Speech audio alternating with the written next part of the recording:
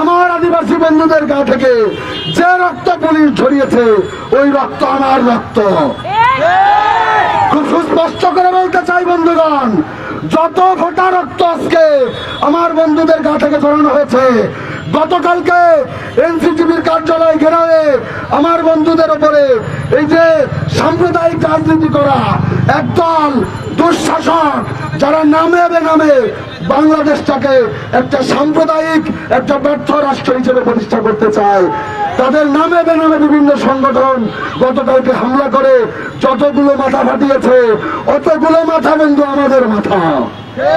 যত ফোঁটা রক্ত ঝরিয়েছে এই প্রত্যেক ফোঁটা রক্ত আমাদের রক্ত। গত জুলাই অভ্যুত্থানে রাস্তায় শুধু বাঙালি নামে নাই বন্ধুগণ, রাস্তায় শুধু মুসলমান নামে নাই, রাস্তায় শুধু হিন্দু নামে নয়, গোটা বাংলাদেশ রাস্তায় ছিল। আমাদের স্বপ্ন ছিল একটা বৈষম্যহীন বাংলাদেশ, কিন্তু 5 তারিখের পরে আমরা কি দেখলাম বন্ধুগণ? 5 তারিখের পরে ডক্টর মোহাম্মদ ইউনূসের উপদেষ্টাদের মুখ থেকে আমরা নানা সময়ে ইনক্লুসিভ বাংলাদেশ, অমুক বাংলাদেশ, তমুক বাংলাদেশের বয়ান শুনেছি বন্ধুগণ, কিন্তু আখেরে এই যে এনসিটিভিতে আমাদের আদিবাসী শব্দটা বাদ দেওয়ার জন্য এই যে প্রচন্ড রকমের তাণ্ডব চালানো হলো, শিক্ষার্থীদের উপরে ন্যাক্কারজনক হামলা চালানো হলো, আমরা মনে করি বন্ধুগণ এই হামলাগুলো হওয়ার উপরে হয় নাই। এই হামলাকারীরা বাংলাদেশের লোক, এই হামলাকারীরা বর্তমান সরকারের পৃষ্ঠপোষকতায় বেড়ে ওঠা মানুষ। আমরা বিশ্বাস করি এই ইউনূস সরকার শুধু সেনাবাহিনীকে তোষণ করে তা না, এই ইউনূস সরকার প্রত্যেকটা সাম্প্রদায়িক শক্তিকে শোষণ করে বন্ধুগণ। প্রত্যেকটা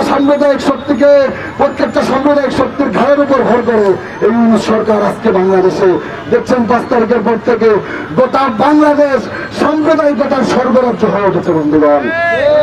এই বাংলাদেশে যারা বাজারে যায় তারা নিরাপদ না, এই বাংলাদেশে যারা অন্য বিশ্বাসী তারা নিরাপদ না, এই বাংলাদেশে যারা এই যে বর্তমান সরকারের যে কথিত ইনক্লুসিভ বাংলাদেশ এই ধারণার সঙ্গে যারা দ্বিমত পোষণ করে তারা নিরাপদ না বন্ধুগণ। আমরা খুব স্পষ্ট করে বলতে চাই যে খেলা শুরু করেছে ইউনূস সরকার। 5 তারিখের পর থেকে সারা দেশের মধ্যে যে সাম্প্রদায়িকতার আগুন জ্বলছে, যে জাতিগত জাত্যাভিমানের আগুন জ্বলছে, এই আগুন বাংলাদেশকে কোনোদিন এই আগুনের উপর ভর করে বাংলাদেশে শুভ কিছু সৃষ্টি হতে পারে না বন্ধুগণ। আমরা হুঁশিয়ার করে বলতে চাই, বাংলাদেশের যে 20 কোটি মানুষ যারা রাস্তায় নেমেছিল জুলাই আন্দোলনে, বাংলাদেশের যে মানুষ জীবন দিয়েছে জুলাই আন্দোলনে, তারা এই বাংলাদেশকে একটা সাম্প্রদায়িক একটা ব্যর্থ একটা রাষ্ট্র হিসেবে দেখতে চায় না বন্ধুগণ, একটা উগ্র জাতীয়তাবাদী রাষ্ট্র হিসেবে দেখতে চায় না বন্ধুগণ। ফলে আমার এই বাংলাদেশে যতটুকু অধিকার একজন সমতলের মানুষের, ঠিক ততটুকু অধিকার আমার এই পাহাড়ের এই আদিবাসী বন্ধুরা আমরা বিশ্বাস করি।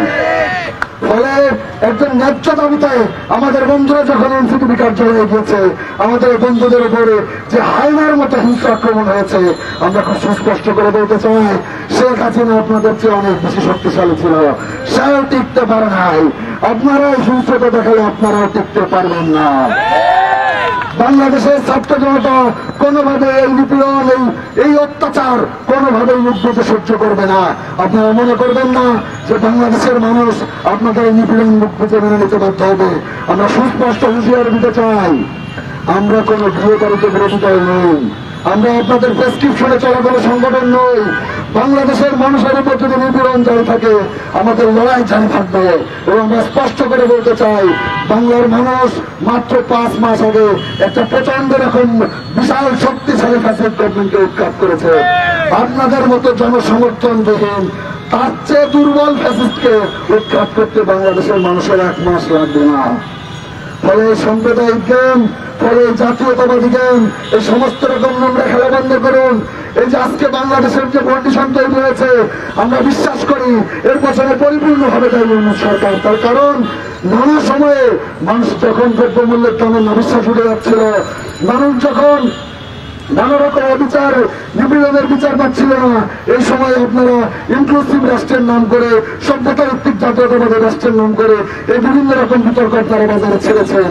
মানুষের ভেতরে ধর্মীয় সাম্প্রদায়িক লঙ্গিক পরিচয় নিয়ে আজকের যে হানাহানি, এই পুরোটাই গভর্নমেন্টকে নিতে হবে বন্ধুগণ। গত 5 মাসে বাংলাদেশে শুধুমাত্র একটাই খেলা চলেছে, সেটা হলো পরিচয়গত রাজনীতি। আপনি কোন সম্প্রদায়ে বিলং করেন, আপনি কোন জাতিসত্তায় বিলং করেন, আপনার লঙ্গিক পরিচয় কি, এর উপর ভিত্তি করে গত 5 মাসে বাংলাদেশের রাজনীতি চলেছে বন্ধুগণ। আমরা মনে করি আজকের যে উগ্র জাতীয়তাবাদী